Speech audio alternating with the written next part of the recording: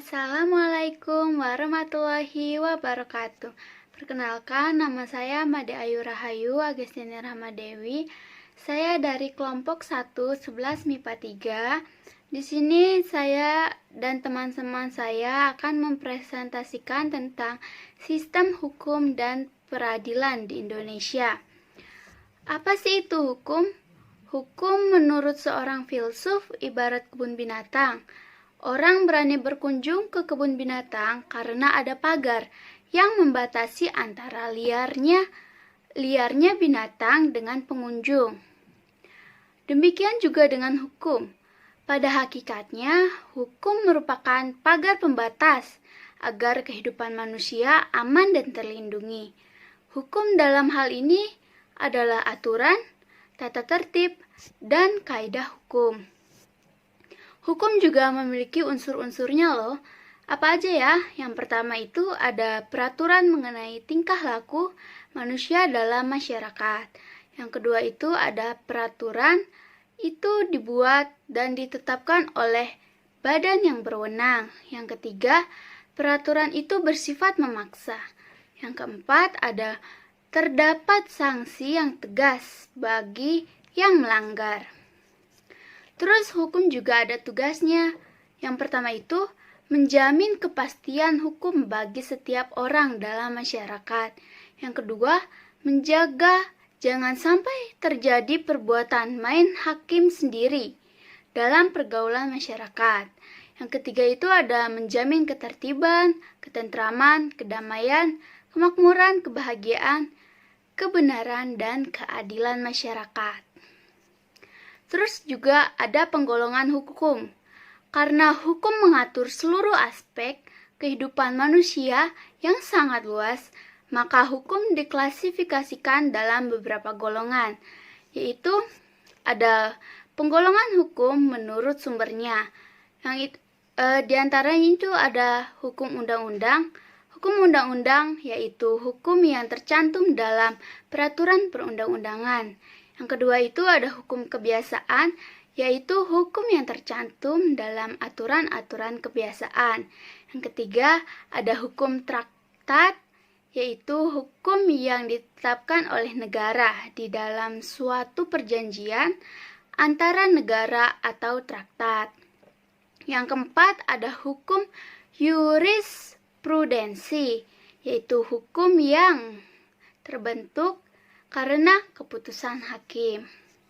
Terus juga ada penggolongan hukum menurut tempat berlakunya, yaitu ada hukum nasional, hukum yang berlaku dalam wilayah suatu negara tertentu.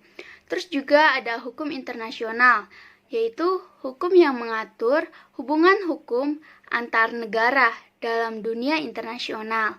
Terus juga ada hukum asing, yaitu hukum yang berlaku dalam wilayah negara lain. Terus juga ada hukum gereja, yaitu kumpulan norma atau aturan yang ditetapkan oleh gereja untuk para anggotanya. Terus juga ada penggolongan hukum menurut bentuknya. Ada bentuk hukum tertulis dan hukum tidak tertulis. Nah, hukum tertulis ini memiliki dibagi menjadi dua, yaitu hukum tertulis yang kodifikasikan, yaitu hukum yang disusun secara lengkap, sistematis, dan dibukukan, sehingga tidak perlu lagi peraturan pelaksanaan. Contohnya itu KUHP, pidana, dan perdata. Terus juga ada hukum tertulis yang tidak dikodifikasikan, yaitu hukum yang tidak disusun secara sistematis dan masih terpisah-pisah, sehingga masih memerlukan peraturan pelaksanaan. Contohnya UU, Kepres, dan lain-lain. Terus yang hukum tertulis itu adalah hukum yang hidup dan diyakini dan dipatuhi oleh masyarakat, namun dibentuk menurut lahir dan tumbuh di dalam kalangan masyarakat itu sendiri. Contoh hukum tertulis itu ada hukum adat, pidato presiden, dan lain-lain. Cukup sekian dari saya, materinya akan dilanjutkan oleh teman saya. Terima kasih. Saya Siti Masito dari kelompok 1 akan melanjutkan menjelaskan materi yang sudah dijelaskan oleh Made Ayu sebelumnya. Selanjutnya ada pergolongan hukum menurut waktu berlakunya. Jadi, menurut waktu berlakunya, hukum dibagi menjadi dua. Yang pertama, hukum positif atau ius consistum dan hukum negatif atau ius considentum. Jadi, hukum positif adalah hukum yang berlaku sekarang di masyarakat di suatu daerah tertentu. Contohnya Undang-Undang 1945 dan Undang-Undang Nomor 12 Tahun 2006 tentang Kewarganegaraan Indonesia. Hukum negatif. Nah, hukum negatif ini adalah hukum yang diharapkan dapat berlaku di masyarakat di masa yang akan datang. Contohnya adalah rancangan undang-undang.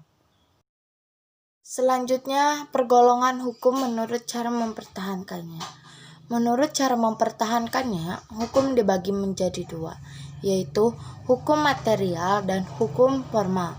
Hukum material adalah hukum yang mengatur hubungan antar masyarakat dan menjelaskan tentang apa yang boleh dilakukan dan apa yang tidak boleh dilakukan. Misalnya hukum pidana, hukum perdata, dan hukum dagang. Terus ada hukum formal. Apa sih hukum formal itu?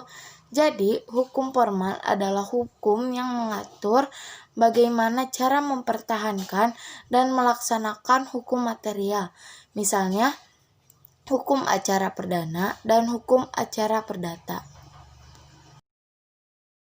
Pergolongan hukum berdasarkan sifatnya.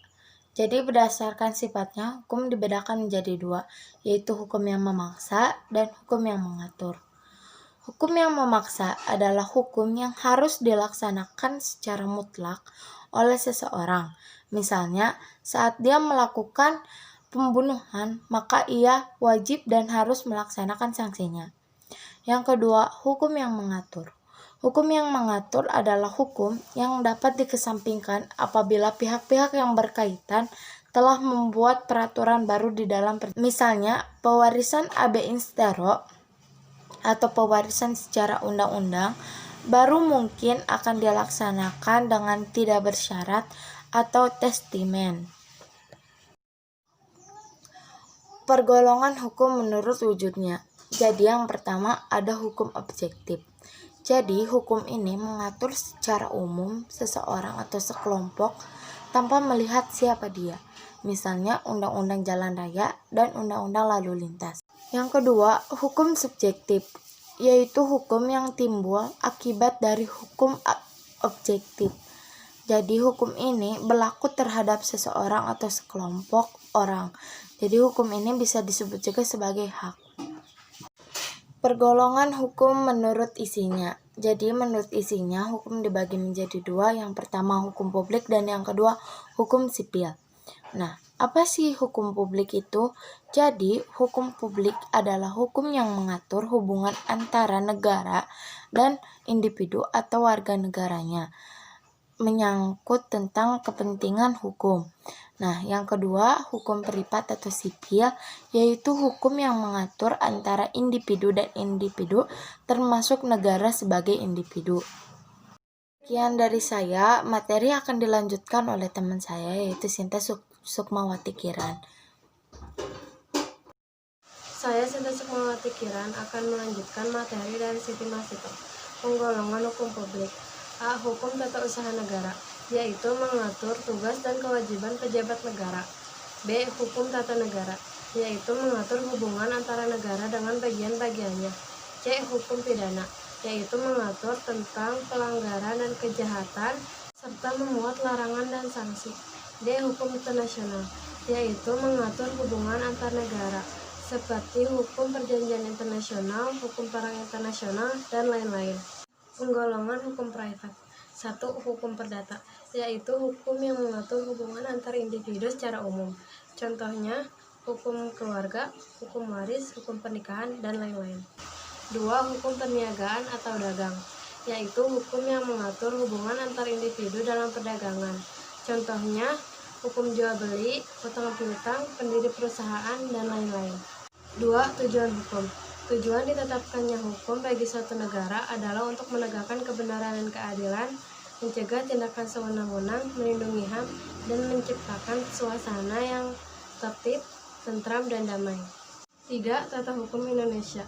Tata hukum merupakan hukum positif atau hukum yang berlaku di suatu negara pada masa sekarang, bertujuan untuk mempertahankan, memelihara, dan melaksanakan tertib hukum bagi masyarakat suatu negara tertentu sehingga dapat dicapai ketertiban di negara tersebut. Tata hukum Indonesia merupakan keseluruhan peraturan hukum yang berpedoman pada Undang-Undang Dasar 1945, diciptakan oleh negara dan berlaku untuk seluruh rakyat Indonesia. 4. Dasar hukum Tata hukum Indonesia. Tata hukum Indonesia terdapat pada Undang-Undang Dasar 1945. Hal ini tercantum pada pembukaan Undang-Undang Dasar 1945 alinea keempat yang berbunyi, disusunlah kemerdekaan negara Indonesia itu dalam suatu Undang-Undang Dasar Negara Indonesia. Undang-Undang Dasar 1945 hanya memuat ketentuan dasar dan merupakan rangka dari tata hukum Indonesia. Sedangkan Undang-Undang Organik merupakan ketentuan yang dibuat untuk mengatur lebih lanjut tata hukum Indonesia. Sekian dari kelompok kami. Bila ada kesalahan, mohon maaf. Wassalamualaikum warahmatullahi wabarakatuh.